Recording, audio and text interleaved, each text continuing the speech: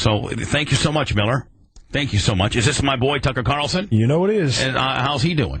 He's good. Brent, we got some topics to talk about with Tuck today? Oh, for sure. Big time. All right, let me give the proper Tucker Carlson intro, which now he is with Fox News. Is he liberally conservative or conservatively liberal? This isn't you. Probably depends on how much Nicorette he's chewed. Yeah, I know. From Fox News, the immensely entertaining Tucker Carlson is on the line. Now, I don't necessarily know that, Tucker. Have you actually been on air yet on Fox News, or is it just a fancy title? Oh, no, every day. Oh, every day. What time? Different times. I'm going on today at, 11 this morning and 10 tonight. Now, how soon in advance do you know when you're going to go on? Or do they just call you up and go, hey, we need you right now? No. Like a week in advance. Oh, okay. That's not so bad. But right. I'm doing a documentary. I think a couple documentaries for them. Well, so how do you like the atmosphere? All over doing this documentary. How do you like the atmosphere at Fox as compared to MSNBC? I mean, is it more relaxed, or what are you talking here? It's much more organized. That's like the first thing you know. They've been really nice to me, which I appreciate. Super nice. But it's organized. Are they paying you? Are they paying you competitively? Yeah, I mean they're not paying me, millions of dollars, but they're paying me a fair wage. What's the most money? What's the most money you ever made in television? Don't lie, like you do a lot. What's this? Well, that's not really how it works. Actually, you kind of have to combine it with speeches. I mean, it's like the whole thing. No, you know what I mean? It's like I love you to death, but don't tell me how things work around here. As far as what was your biggest base salary for being a television host? Not the ancillary dollars, not the speeches or anything like that. But just what's your biggest salary that you ever got for a TV show? There is literally no chance I would reveal that on the air in a million years. I call me after the show. I'm happy to tell you everything, but there's just no way I would ever admit that. I would think that a guy like yourself that money means nothing to because you have so much would, not be the highest paid guy in the world, but it takes a pretty damn good fair sum to get you over somewhere. So, at the end of the day, it's just all dabbling at best and based on almost like a type of a hobby. Well, one thing you learn when you grow up in a castle and look out across the moat every day at the hungry peasants out in the village is you don't want to stoke envy among the proletariat because at any moment when you had that Mexican revolution. When you had that African American shining the rims on your Bentley, that doesn't provoke them to be a little envious? Oh, no. I only have American white servants. You're such a liar. You're a liar. No, it's true. No, and you know why? It's not because I'm racist, just because I'm not. It's because I feel better beating them. You know what I mean? I told you this before. You'll get less heat when you beat up a white guy from West Virginia than if you beat a black guy, from somewhere, right? When I cane them, yes. So I just feel like it would be disruptive if I gave my salary out. No, I mean, there's no way, but... TV's, look, you get paid more than you deserve. There's no doubt about that. I mean, God, Brent, who's the one guy that I hate that makes $5 million over there at MSNBC? Chris Matthews. Are you kidding me? $5 million for those ratings and that horrible show. $5 million. Are you kidding me? Seriously. Do you look at the ratings on that show ever? Yeah, well, they're non-existent, basically. Yeah, I mean, who needs to look at them? I know they suck. They're horrible. Terrible. I know. Horrible. Awful. And now that Glenn Beck's on, they've gotten worse. I mean, they're actually really bad. Yeah. For instance, it's totally, they're awful. You can look them, I look them up every single day. There's no justification for paying that guy $5 million. Yeah, I don't really understand what it is. I will say he's got some of the nicest producers in television. I will tell you this, man. The one guy, though, that took over your gig, that monkey mouth looking bitch, is he doing Meet the Press now? He's got Meet the Press. How the hell did he fall into that? Be honest with me. How the hell did he fall into that? It's the Peter principle and the Peter plan. The Peter principle is you promote somebody to the point where they're incompetent. So they've completely kept promoting this guy to the point of his incompetence, which is Meet the Press. He is terrible on there. I literally have no idea, but the numbers, George Stephanopoulos is going to win. Yeah, well, George Stephanopoulos actually, knows how to ask a tough question. Well, George Stephanopoulos is, he's a made man. He's a made man. And David Gregory was a good White House reporter. He is not a good host of a television show. He's got a Joker / monkey mouth almost kind of deal.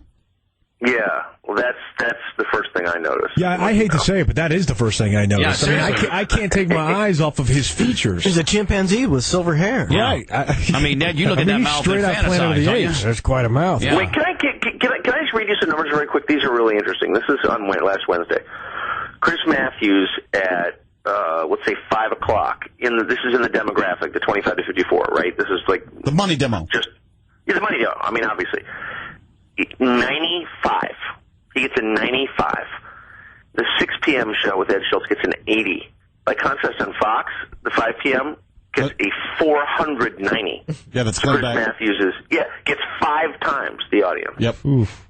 Glenn Beck. And I think Glenn Beck said the other day that he's making $2 million a year. Well, Fox. he might make $2 million. No, I actually think he's making $10 million a year. No, that was his radio. Well, I don't know, but that's what he $50 said million the other contract. day. He That said was he was radio. making $2 million a year from Fox. Clear Channel pays him $10 million a year. Yeah, I agree because I know that Clear Channel pays him $10 million a year. So why worry about what television's paying you when it's just it's your That's just another medium, another vehicle. The bottom line is you're just doing you're cross promoting. And Glenn Beck makes a lot of money. He makes a lot of money, like Tucker says. He goes around and goes out on tour, and he makes a ton doing that. That guy's a worker, man. Yeah. Yesterday, I'm watching Glenn Beck with the sound off. There was a meeting in my office and I had the sound off, and even with the sound off, I couldn't take my eyes off it. I kind of like that guy. He's an entertainer. He really is. He's a guy that came from radio, and he gets it, and he realizes that you have to be over the top on radio. You don't have the luxury of visual, and so it transferred quite. There's been some people in radio that can't make the transfer, and he is not one of them. He has done a great job. But make no mistake, Tuck. If 9/11 hadn't happened, Glenn Beck would be nowhere where he is but right it did now. happen. So, but it did happen. So right. so therefore it worked out very, very well What does for him. 9/11 happen? Well, we were in the building with him that day. When Clear Channel when 9/11 happened, Clear Channel took Glenn Beck and completely propped him up to give him the push and give him the rub to take him to the next level. Hold on. Or did he have the wherewithal to say that this is what I need to do? Yeah, no, I think it's a little bit of both. A little bit of both. And on 9/11, we were broadcasting at the same time Glenn Beck was in the same building that day, and we did a far better job than Glenn Beck did. And that's not a slight against Glenn Beck, that we just did a better job of reporting that day. So what's he like? He's actually not a bad guy to deal with. He really isn't. I've had plenty of conversations with him, and he's got a radio. Let's get him on the. Oh, we can't. He's Clear Channel. Channel won't let him. Yeah, he's got a radio producer named Stu, who's not a bad guy. I mean, personally, to deal with him in the hallways, he's never been anything but nice to me. Yeah, I mean, he had some. He's just a regular. You know what? To be honest, Glenn Beck's a regular guy. He's a regular dude, and he's a smart guy, and he knows how to work the system, and he capitalized on 9/11, and more so than anybody. And God bless him. That's what I got to say. And when he had his rally for America here in Clearwater, he had me come out and speak. He invited me to come out and speak, and I spoke after Jeb Bush and before Congressman Bill Arakis, and he's always been very, very cordial and very nice to me. So I have nothing bad to say Glenn about Beck him. gets it. He's the kind of Republican that the new age Republicans are looking for. He is a guy. Yes, I agree with that. He's not like Rush. Rush is an idiot, and I really think that this is all going to come back and backfire on Rush, to be honest with you.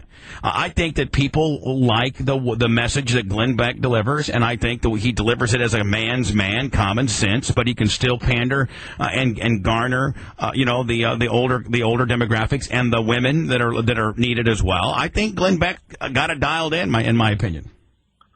Well, wait. You think if Rush is so stupid, why does he have? Why does he support AM radio single-handedly? Well, I'm not saying that he's stupid. I mean, obviously not. He's brilliant. Not broadcasting. We're not talking about broadcasting stupid. We're just talking about his attitude on the air. I think that this new, attitude that he has, this anti-Obama, idiot type deal is going to. I mean, that worked with Clinton. But it's a different situation in today's environment. I think that he's just got such big Republican blinders on that was the demise of the party. And they got to give and take a little bit. And the company he works for is about to go under. I mean, not that it's his fault. He's one of the only successful things on there. What's your opinion on it, Tucker?